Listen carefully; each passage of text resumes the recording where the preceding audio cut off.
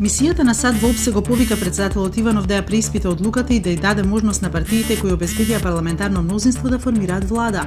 Во соопштението од централата во Виена, американската мисија го предупредува Иванов дека неговата одлука е недемократска и спротивна на владењето на правото и принципите на ОПСЕ.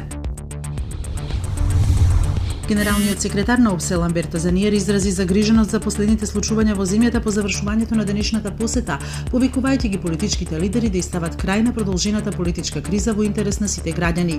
Тој ги осуди неодамнешните провокативни пораки и инциденти кои би можеле да доведат до влошување на меѓуетничките односи. Доналд Туск во следните 2,5 години ќе биде претседател на Советот на Европската Унија. Одлуката денеска ја донесоа лидерите на Европската Унија на нивниот самит. Унијата одлучи да му го продолжи мандатот на Туск и покрај противењето на неговата сопствена земја Полска. Најголемиот број европски лидери одлучија дека треба да му се продолжи мандатот на Туск.